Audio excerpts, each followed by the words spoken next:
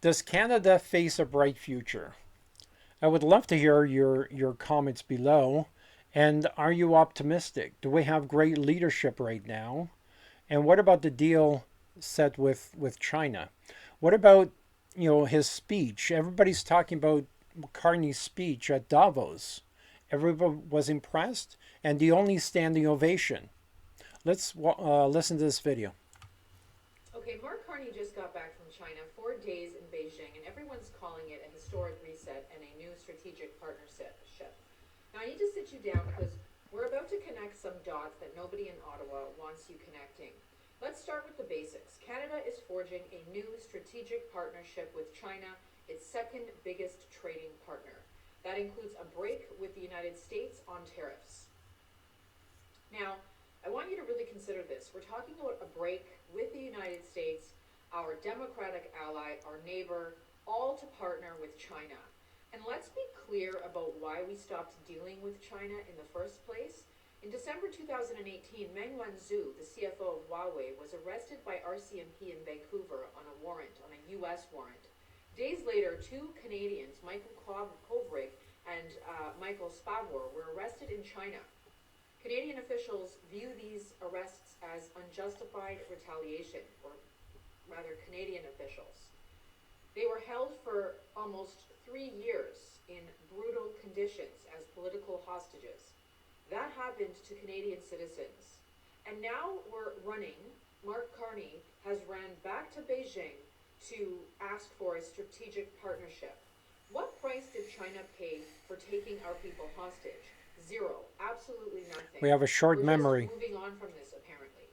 Well, let's talk about what China actually wants from this partnership because they've told us publicly on the record.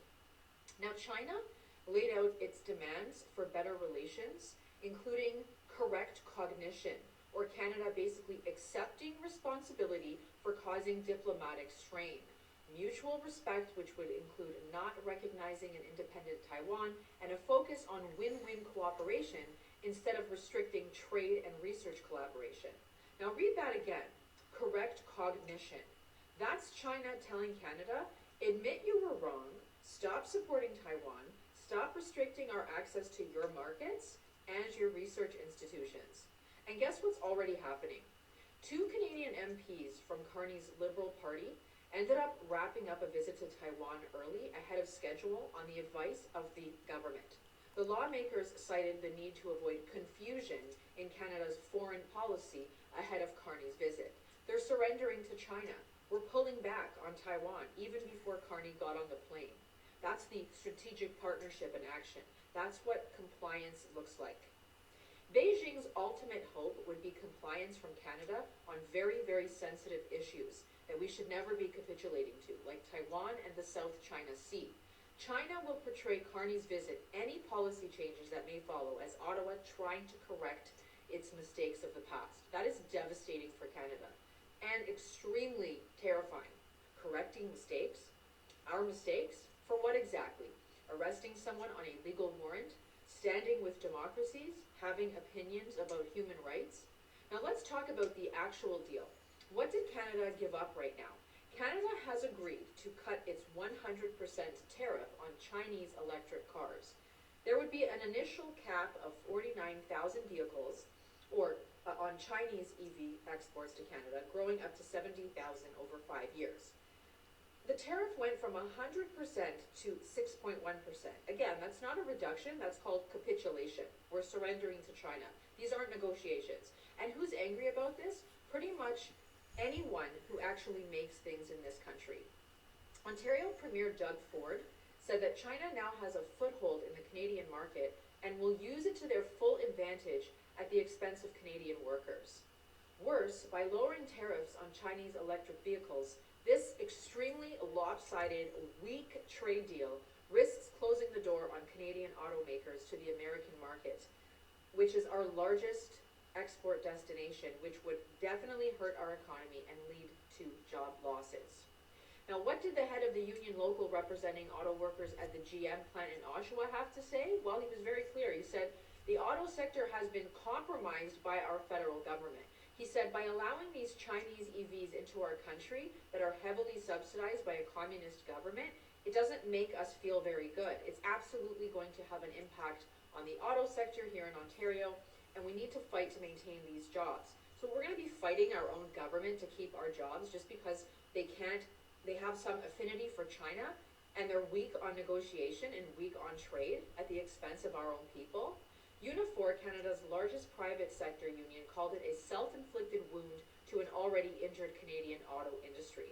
Providing a foothold to cheap Chinese EVs backed by massive state subsidies over production and designed to expand market share through exports puts Canadian auto jobs at risk while rewarding labor violations and unfair trade practices.